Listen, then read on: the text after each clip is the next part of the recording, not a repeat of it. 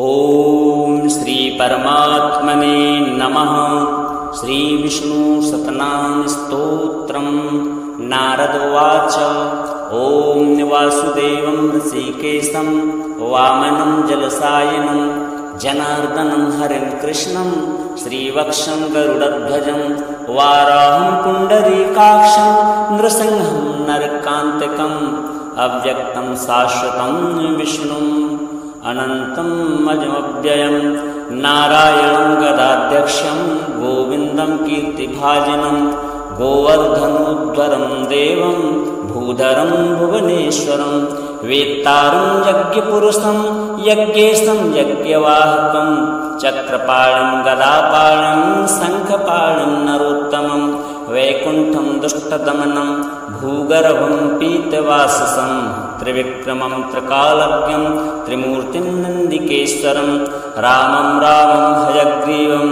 भीमं रौद्रं भवोद्भवं श्रीपतिं श्रीधरं श्रीशं मङ्गलं मङ्गलायुधं दामोदरं तमोपेतं केशवं केशसूदनं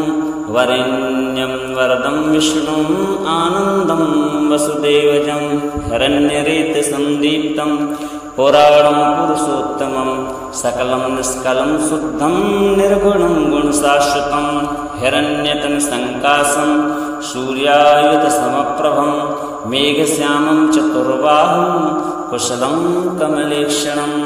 ज्योतिरूपं रूपं च स्वरूपं रूपसंस्थितं सर्वज्ञं सर्वरूपस्थं सर्वेशं सर्वतोमुखं ज्ञानं कूटस्थमचलं ज्ञानदं परमं प्रभुं योगीशं योगनिष्णातं योगिनं योगिरूपिणम् ईश्वरं सर्वभूतानां वन्दे भूतमयं प्रभुम् इति नाम शतं दिव्यं वैष्णवं खलु पापहं यासेन कथितं पूर्वं सर्वपापप्रणाशनं य पठेत् प्रातरुत्थाय सा भवेद् वैष्णवो नरः सर्वपापविशुद्धात्मा विष्णुसायुज्यमाप्नुयात् चान्द्रायणसहस्राणि कन्यादान शतानि च गवां लक्षसहस्राणि मुक्तिभागी भवे नरः अश्वमेधायुतं पुण्यं फलं प्राप्नोति मानवः। नारद उवाच ओम वासुदेवं ऋषिकेशं वामनं जलसायनं जनार्दनं हरिं कृष्णं श्रीवक्षं गरुडध्वजं वाराहं पुण्डरीकाक्षं नृसिंहं नरकान्तकम्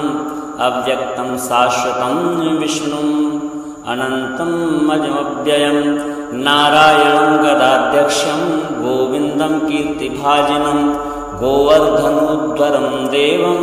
भूधरं भुवनेश्वरं वेत्तारं यज्ञपुरुषं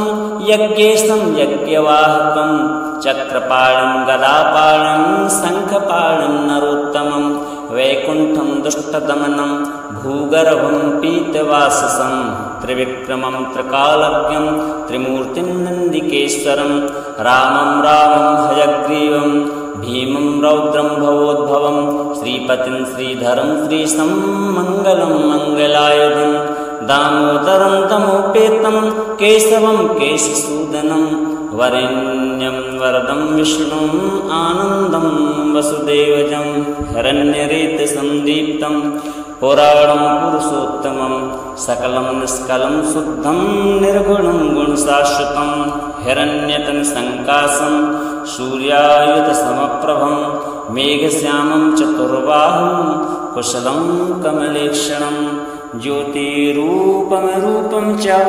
स्वरूपं रूपसंस्थितं सर्वज्ञं सर्वरूपस्थं सर्वेशं सर्वतोमुखं ज्ञानं कूटस्थमचलं ज्ञानदं परमं प्रभुं योगीशं योगनिष्णातं योगिनं योगिरूपिणम् ईश्वरं सर्वभूतानां वन्दे भूतमयं प्रभुम् इति नाम शतं दिव्यं वैष्णवं खलु पापहं यासेन कथितं पूर्वं सर्वपापप्रणाशनं य पठेत् प्रातरुत्थाय सा भवेद् वैष्णवो नरः सर्वपापविशुद्धात्मा विष्णुसायुज्यमाप्नुयात् चान्द्रायणसहस्राणि कन्यादान शतानि च गवां लक्षसहस्राणि मुक्तिभागी भवे नरः अश्वमेधायुतं पुण्यं फलं प्राप्नोति मानवः। नारद उवाच ॐ वासुदेवं ऋषिकेशं वामनं जलसायनं जनार्दनं हरिं कृष्णं श्रीवक्षं गरुडध्वजं वाराहं पुण्डरीकाक्षं नृसिंहं नरकान्तकम् अव्यक्तं शाश्वतं विष्णुम् अनन्तम् अजमव्ययं नारायणं गदाध्यक्षं गोविन्दं कीर्तिभाजनं गोवर्धनोद्धरं देवं भूधरं भुवनेश्वरं वेत्तारं यज्ञपुरुषं यज्ञेशं यज्ञवाहकं चक्रपाणं गदापाणं शङ्खपाणं नरोत्तमं वैकुण्ठं दुष्टदमनं भूगर्भं पीतवाससं त्रिविक्रमं त्रिकालज्ञं त्रिमूर्तिं नन्दिकेश्वरं रामं हयग्रीवं भीमं रौद्रं भवोद्भवं श्रीपतिं श्रीधरं श्रीशं मङ्गलं मङ्गलायुधं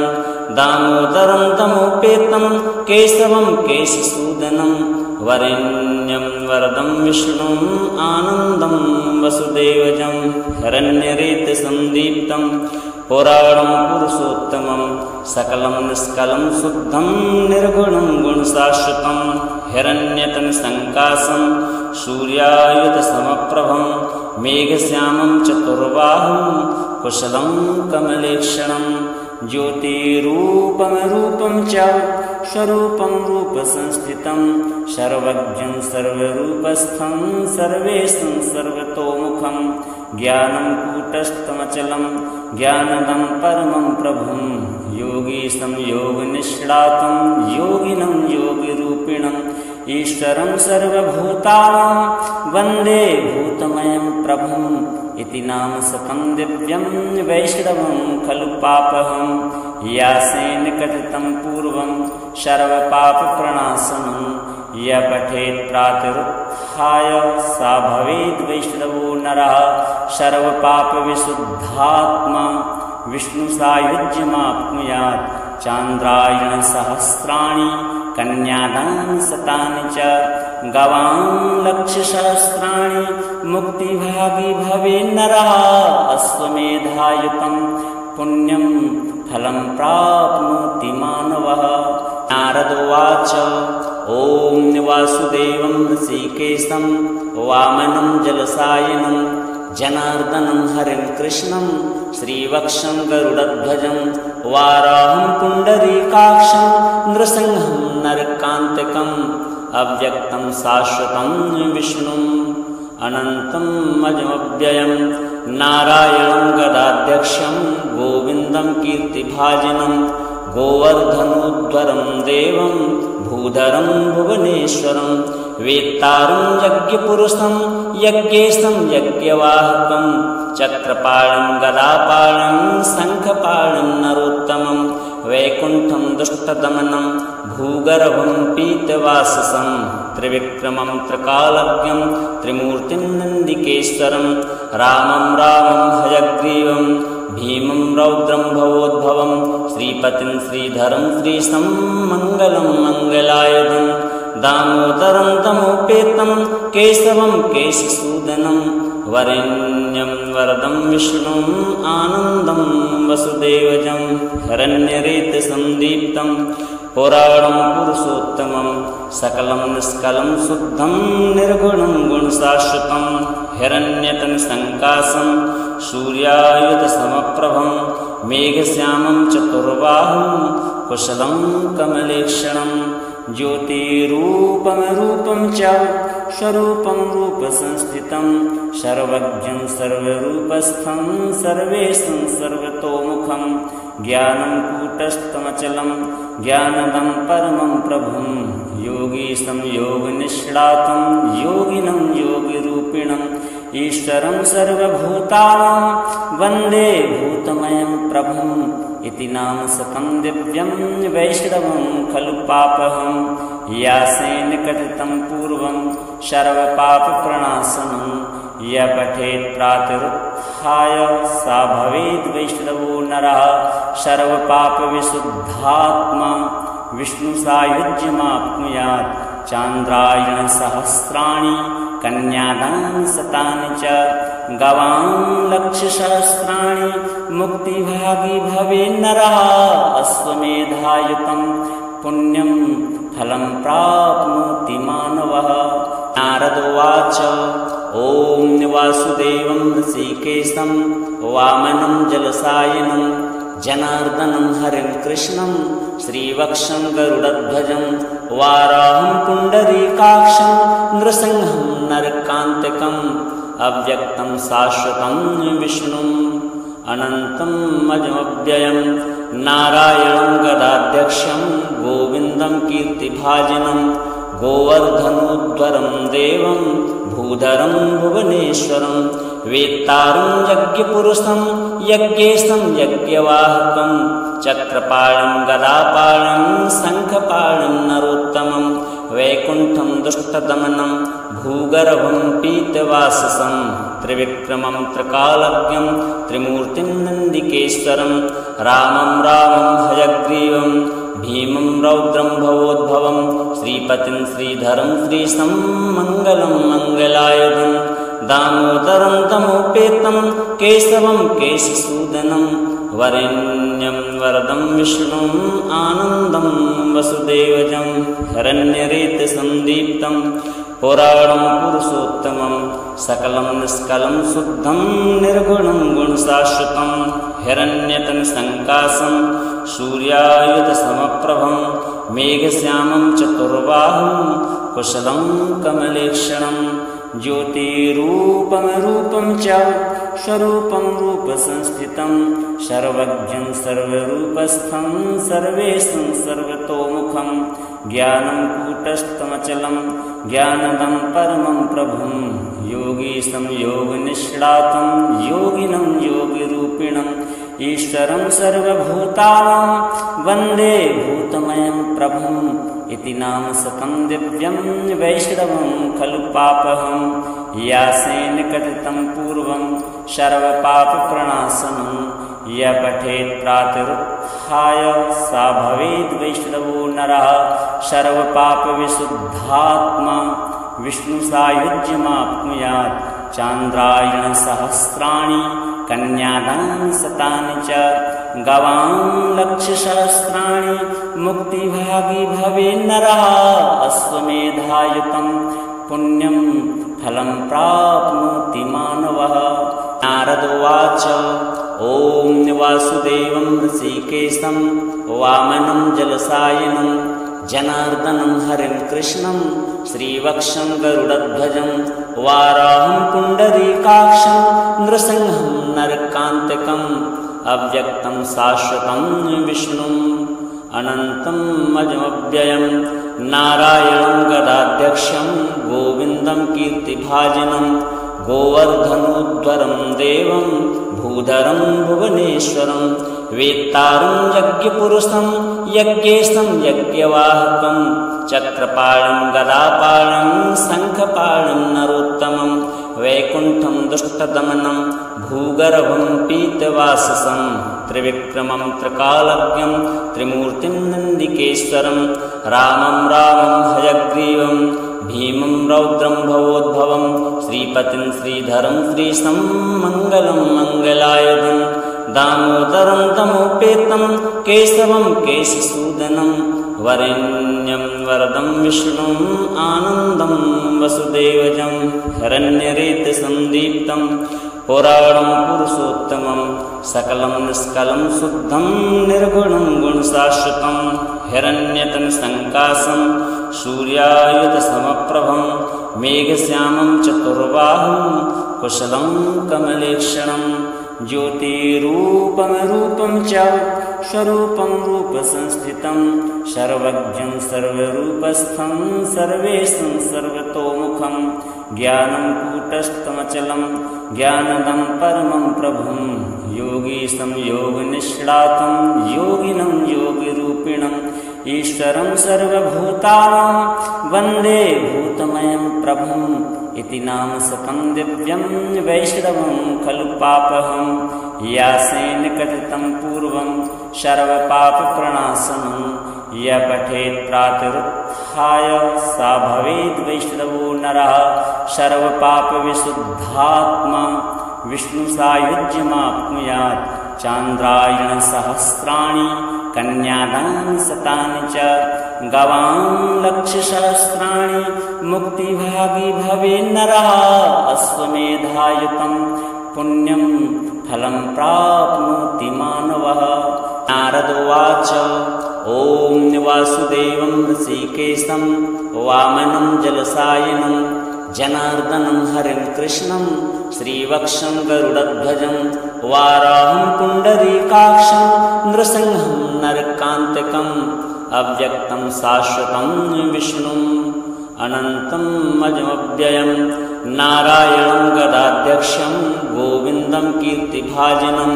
गोवर्धनोद्धरं देवं भूधरं भुवनेश्वरं वेत्तारं यज्ञपुरुषं यज्ञेशं यज्ञवाहकं चक्रपाणं गदापाणं शङ्खपाणं नरोत्तमं वैकुण्ठं दुष्टदमनं भूगर्भं पीतवाससं त्रिविक्रमं त्रिकालज्ञं त्रिमूर्तिं नन्दिकेश्वरं रामं हयग्रीवं भीमं रौद्रं भवोद्भवं श्रीपतिं श्रीधरं श्रीशं मङ्गलं मङ्गलायुधं दामोदरं तमोपेतं केशवं केशसूदनं वरेण्यं वरदं विष्णुम् आनन्दं वसुदेवजं हिरण्यरेतसन्दीप्तं पुराणं पुरुषोत्तमं सकलं निष्कलं शुद्धं निर्गुणं गुणशाश्वतं हिरण्यतनसङ्काशं सूर्यायुधसमप्रभं मेघश्यामं चतुर्बाहुं कुशलं कमलेक्षणं ज्योतिरूपं च स्वरूपं रूपसंस्थितं सर्वज्ञं सर्वरूपस्थं सर्वेशं सर्वतोमुखं ज्ञानं कूटस्थमचलं ज्ञानदं परमं प्रभुं योगीशं योगनिष्णातं योगिनं योगिरूपिणम् ईश्वरं सर्वभूतानां वन्दे भूतमयं प्रभुम् इति नाम सकं दिव्यं वैष्णवं खलु पापहं यासेन कथितं पूर्वं सर्वपापप्रणाशनं य पठेत् प्रातरुत्थाय सा भवेद् वैष्णवो नरः सर्वपापविशुद्धात्मा विष्णुसायुज्यमाप्नुयात् चान्द्रायणसहस्राणि कन्यादान शतानि च गवां लक्षसहस्राणि मुक्तिभागी भवे नरः अश्वमेधायुतं पुण्यं फलं प्राप्नोति मानवः। नारद उवाच ॐ वासुदेवं ऋषिकेशं वामनं जलसायनं जनार्दनं हरिं कृष्णं श्रीवक्षं गरुडध्वजं वाराहं पुण्डरीकाक्षं नृसिंहं नरकान्तकम् अव्यक्तं शाश्वतं विष्णुम् अनन्तम् अजमव्ययं नारायणं गदाध्यक्षं गोविन्दं कीर्तिभाजनं गोवर्धनोद्धरं देवं भूधरं भुवनेश्वरं वेत्तारं यज्ञपुरुषं यज्ञेशं यज्ञवाहकं चक्रपाणं गदापाणं शङ्खपाणं नरोत्तमं वैकुण्ठं दुष्टदमनं भूगर्भं पीतवाससं त्रिविक्रमं त्रिकालज्ञं त्रिमूर्तिं नन्दिकेश्वरं रामं हयग्रीवं भीमं रौद्रं भवोद्भवं श्रीपतिं श्रीधरं श्रीशं मङ्गलं मङ्गलायुधं दामोदरं तमोपेतं केशवं केशसूदनं वरेण्यं वरदं विष्णुम् आनन्दं वसुदेवजं हिरण्यरेतसन्दीप्तं पुराणं पुरुषोत्तमं सकलं निष्कलं शुद्धं निर्गुणं गुणशाश्वतं हिरण्यतनसङ्काशं सूर्यायुधसमप्रभं मेघश्यामं चतुर्बाहुं कुशलं कमलेक्षणं ज्योतिरूपं च स्वरूपं रूपसंस्थितं सर्वज्ञं सर्वरूपस्थं सर्वेशं सर्वतोमुखं ज्ञानं कूटस्थमचलं ज्ञानदं परमं प्रभुं योगीशं योगनिष्णातं योगिनं योगिरूपिणं ईश्वरं सर्वभूतानां वन्दे भूतमयं प्रभुम् इति नाम शतं दिव्यं वैष्णवं खलु पापहं यासेन कथितं पूर्वं सर्वपापप्रणाशनं य पठेत् प्रातरुत्थाय सा भवेद् वैष्णवो नरः सर्वपापविशुद्धात्मा विष्णुसायुज्यमाप्नुयात् चान्द्रायणसहस्राणि कन्यादानि शतानि च गवां लक्षसहस्राणि मुक्तिभागी भवेन्नरः अश्वमेधायुतं पुण्यं फलं प्राप्नोति मानवः। नारद उवाच ॐ वासुदेवं ऋषिकेशं वामनं जलसायनं जनार्दनं हरिं कृष्णं श्रीवक्षं गरुडध्वजं वाराहं पुण्डरीकाक्षं नृसिंहं नरकान्तकम् अव्यक्तं शाश्वतं विष्णुम् अनन्तम् अजमव्ययं नारायणं गदाध्यक्षं गोविन्दं कीर्तिभाजनं गोवर्धनोद्धरं देवं भूधरं भुवनेश्वरं वेत्तारं यज्ञपुरुषं यज्ञेशं यज्ञवाहकं चक्रपाणं गदापाणं शङ्खपाणं नरोत्तमं वैकुण्ठं दुष्टदमनं भूगर्भं पीतवाससं त्रिविक्रमं त्रिकालज्ञं त्रिमूर्तिं नन्दिकेश्वरं रामं हयग्रीवं भीमं रौद्रं भवोद्भवं श्रीपतिं श्रीधरं श्रीशं मङ्गलं मङ्गलायुधं दामोदरं तमोपेतं केशवं केशसूदनं वरेण्यं वरदं विष्णुम् आनन्दं वसुदेवजं हिरण्यरेतसन्दीप्तं पुराणं पुरुषोत्तमं सकलं निष्कलं शुद्धं निर्गुणं गुणशाश्वतं हिरण्यतनसङ्काशं सूर्यायुधसमप्रभं मेघश्यामं चतुर्बाहुं कुशलं कमलेक्षणं ज्योतिरूपं रूपं च स्वरूपं रूपसंस्थितं सर्वज्ञं सर्वरूपस्थं सर्वेशं सर्वतोमुखं ज्ञानं कूटस्थमचलं ज्ञानदं परमं प्रभुं योगीशं योगनिष्णातं योगिनं योगिरूपिणं ईश्वरं सर्वभूतानां वन्दे भूतमयं प्रभुम् इति नाम शतं दिव्यं वैष्णवं खलु पापहं यासेन कथितं पूर्वं सर्वपापप्रणाशनं य पठेत् प्रातरुत्थाय सा भवेद् वैष्णवो नरः सर्वपापविशुद्धात्मा विष्णुसायुज्यमाप्नुयात् चान्द्रायणसहस्राणि कन्यादानि शतानि च गवां लक्षसहस्राणि मुक्तिभागी भवेन्नरः अश्वमेधायुतं पुण्यं फलं प्राप्नोति मानवः। नारद उवाच ॐ वासुदेवं ऋषिकेशं वामनं जलसायनं जनार्दनं हरिं कृष्णं श्रीवक्षं गरुडध्वजं वाराहं पुण्डरीकाक्षं नृसिंहं नरकान्तकम् अव्यक्तं शाश्वतं विष्णुम् अनन्तम् अजमव्ययं नारायणं गदाध्यक्षं गोविन्दं कीर्तिभाजनं गोवर्धनोद्धरं देवं भूधरं भुवनेश्वरं वेत्तारं यज्ञपुरुषं यज्ञेशं यज्ञवाहकं चक्रपाणं गदापाणं शङ्खपाणं नरोत्तमं वैकुण्ठं दुष्टदमनं भूगर्भं पीतवाससं त्रिविक्रमं त्रिकालज्ञं त्रिमूर्तिं नन्दिकेश्वरं रामं हयग्रीवं भीमं रौद्रं भवोद्भवं श्रीपतिं श्रीधरं श्रीशं मङ्गलं मङ्गलायुधं दामोदरं तमोपेतं केशवं केशसूदनं वरेण्यं वरदं विष्णुम् आनन्दं वसुदेवजं हिरण्यरेतसन्दीप्तं पुराणं पुरुषोत्तमं सकलं निष्कलं शुद्धं निर्गुणं गुणशाश्वतं हिरण्यतनुसङ्काशं सूर्यायुधसमप्रभं मेघश्यामं चतुर्बाहुं कुशलं कमलेक्षणं ज्योतिरूपं रूपं च स्वरूपं रूपसंस्थितं सर्वज्ञं सर्वरूपस्थं सर्वेशं सर्वतोमुखं ज्ञानं कूटस्थमचलं ज्ञानदं परमं प्रभुं योगीशं योगनिष्णातं योगिनं योगिरूपिणम् ईश्वरं सर्वभूतानां वन्दे भूतमयं प्रभुम् इति नाम शतं दिव्यं वैष्णवं खलु पापहं यासेन कथितं पूर्वं सर्वपापप्रणाशनं य पठेत् प्रातरुत्थाय सा भवेद् वैष्णवो नरः सर्वपापविशुद्धात्मा विष्णुसायुज्यमाप्नुयात् चान्द्रायणसहस्राणि कन्यादानि शतानि च गवां लक्षसहस्राणि मुक्तिभागी भवेन्नरः अश्वमेधायुतं पुण्यं फलं प्राप्नोति मानवः। नारद उवाच ॐ वासुदेवं ऋषिकेशं वामनं जलसायनं जनार्दनं हरिं कृष्णं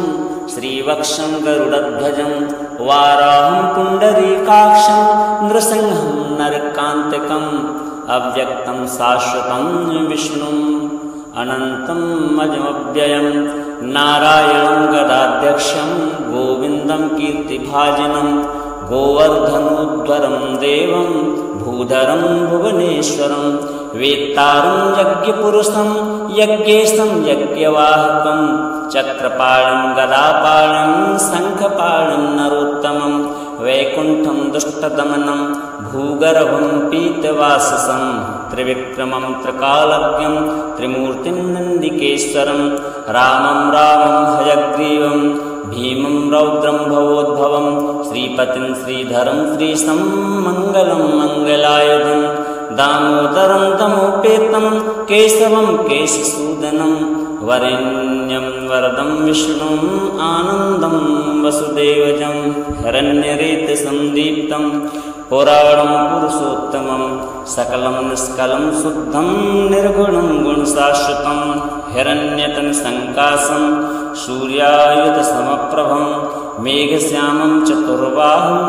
कुशलं कमलेक्षणं ज्योतिरूपं रूपं च स्वरूपं रूपसंस्थितं सर्वज्ञं सर्वरूपस्थं सर्वेशं सर्वतोमुखं ज्ञानं कूटस्थमचलं ज्ञानदं परमं प्रभुं योगीशं योगनिष्णातं योगिनं योगिरूपिणम् ईश्वरं सर्वभूतानां वन्दे भूतमयं प्रभुम् इति नाम शतं दिव्यं वैष्णवं खलु पापहं यासेन कथितं पूर्वं सर्वपापप्रणाशनं य पठेत् प्रातरुत्थाय सा भवेद् वैष्णवो नरः सर्वपापविशुद्धात्मा विष्णुसायुज्यमाप्नुयात् चान्द्रायणसहस्राणि कन्यादानि शतानि च गवां लक्षसहस्राणि मुक्तिभागी भवेन्नरः अश्वमेधायुतं पुण्यं फलं प्राप्नोति मानवः। नारद उवाच ॐ वासुदेवं ऋषिकेशं वामनं जलसायनं जनार्दनं हरिं कृष्णं श्रीवक्षं गरुडध्वजं वाराहं पुण्डरीकाक्षं नृसिंहं नरकान्तकम् अव्यक्तं शाश्वतं विष्णुम् अनन्तम् अजमव्ययं नारायणं गदाध्यक्षं गोविन्दं कीर्तिभाजनं गोवर्धनोद्धरं देवं भूधरं भुवनेश्वरं वेत्तारं यज्ञपुरुषं यज्ञेशं यज्ञवाहकं चक्रपाणं गदापाणं शङ्खपाणं नरोत्तमं वैकुण्ठं दुष्टदमनं भूगर्भं पीतवाससं त्रिविक्रमं त्रिकालज्ञं त्रिमूर्तिं नन्दिकेश्वरं रामं हयग्रीवं भीमं रौद्रं भवोद्भवं श्रीपतिं श्रीधरं श्रीशं मङ्गलं मङ्गलायुधं दामोदरं तमोपेतं केशवं केशसूदनं वरेण्यं वरदं विष्णुम् आनन्दं वसुदेवजं हिरण्यरेतसन्दीप्तं पुराणं पुरुषोत्तमं सकलं निष्कलं शुद्धं निर्गुणं गुणशाश्वतं हिरण्यतनुसङ्काशं सूर्यायुधसमप्रभं मेघश्यामं चतुर्बाहुं कुशलं कमलेक्षणं